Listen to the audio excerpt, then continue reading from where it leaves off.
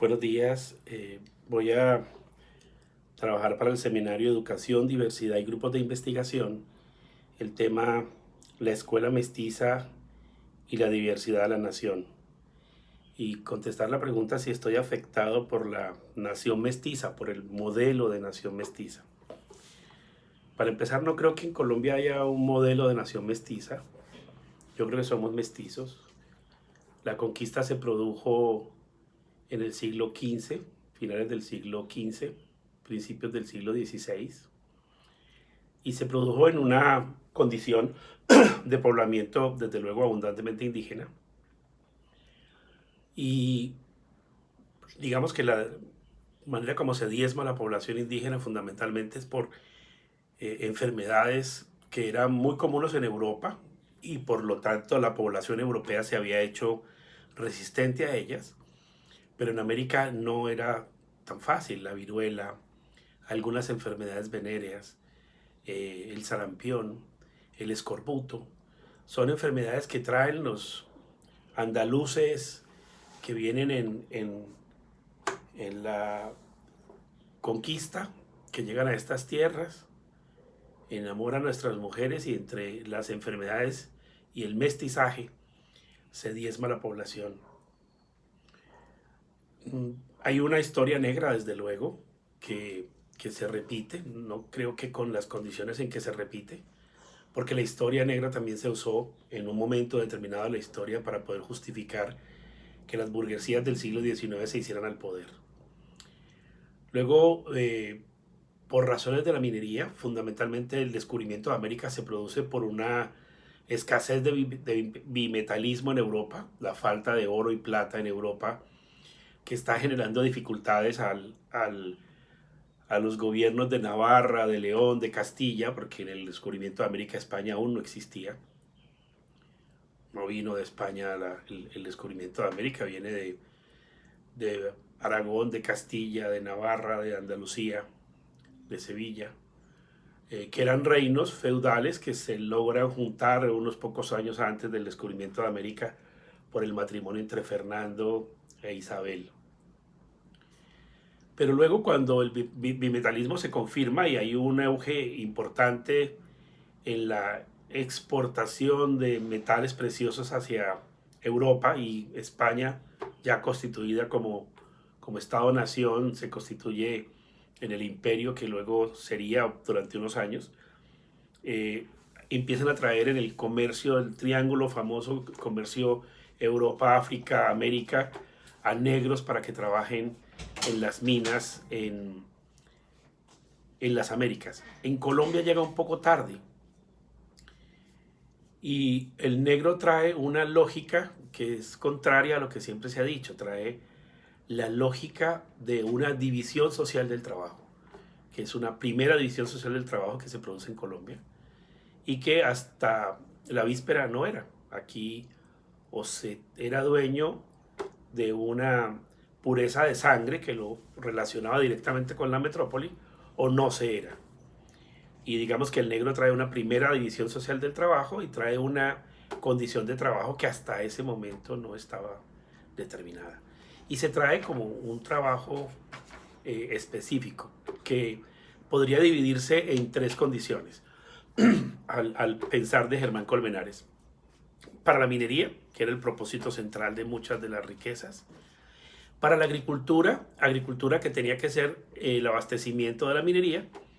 Y para el comercio, porque por la contratación de Sevilla, por los acuerdos de contratación de Sevilla y la casa de contratación de Sevilla, solo se podía comerciar con España, y eso hizo que entonces el contrabando fuese un auge enorme y que de alguna manera el minero y hacendado también fuera comerciante, porque él lo llevaba a los mercados de Inglaterra, en las Antillas Menores, y en esas le pagaban algo en moneda, pero también le pagaban mucho en mercancías. Entonces él tenía que importar mercancías que luego tenía que realizar en pulperías y almacenes en las ciudades en donde estaba cerca el comercio del oro y la hacienda.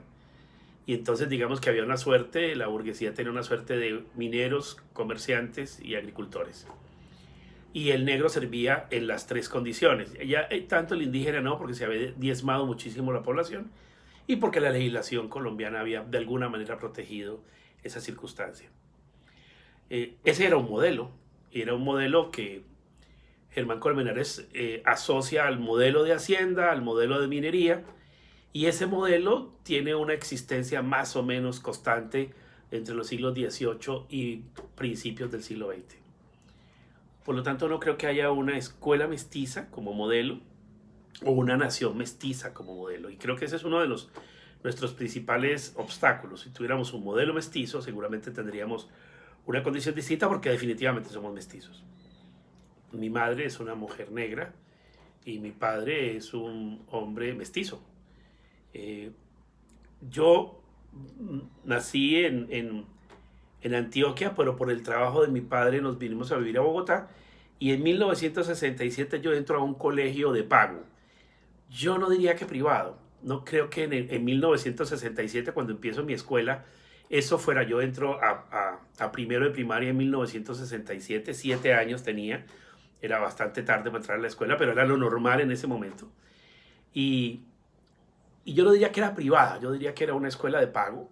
El concepto privado es un concepto un poco más nuevo, es un concepto tal vez de los años 90, cuando se define en nuestro sistema educativo con la Constitución del 91. Y luego, en el año 72, nos venimos a Buga, a vivir a Buga, otra vez por razones de trabajo de mi padre. Él viene y nos trae a Buga, que era su tierra natal, y la tierra donde vivía parte de la familia materna de mi madre. Y él se regresa, se vuelve, no vuelve a aparecer. Y nos quedamos, y yo entro a una escuela oficial, no sé si pública, oficial, en 1972.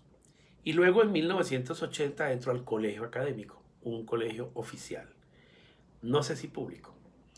Yo creo que el concepto público es un concepto de 1993, cuando se define claramente y de alguna manera creamos en las escuelas oficiales gueto.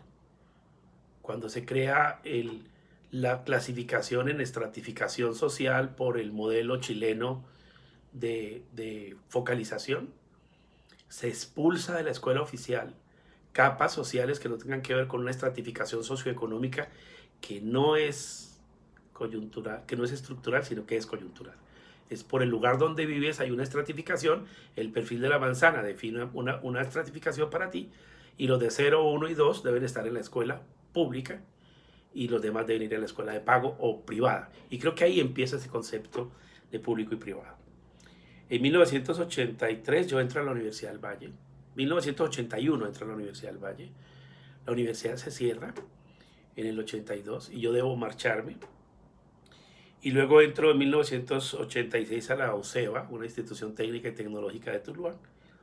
Y finalmente me recibo como licenciado en literatura de la Universidad del Quindío. Como ven, todo el recorrido de mi formación es en escuelas oficiales y luego públicas. Y tengo que decir que nunca sentí que el tema de escuela mestiza o cómo me afectaba, cómo estoy afectado por ese concepto de mesticidad, yo creo que nunca lo estuve. Tuve oportunidad de trabajar en el Chocó durante un año con Plan Pacífico y allí se hablaba mucho de eso.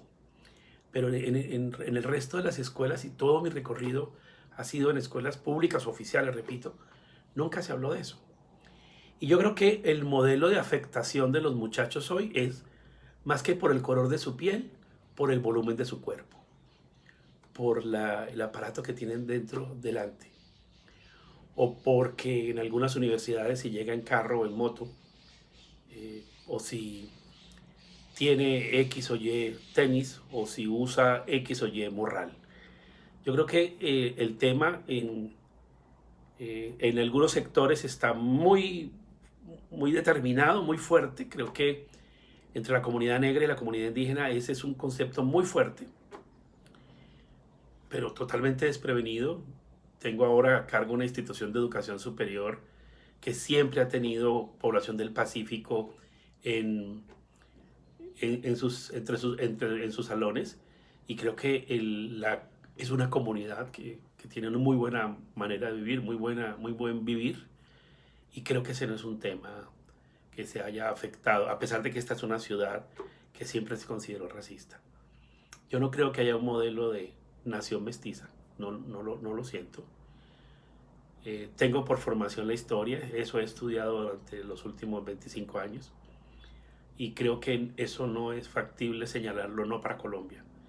Hay desigualdades, pero creo que las desigualdades son desde que se nos ocurrió el modelo chileno de estratificación socioeconómica.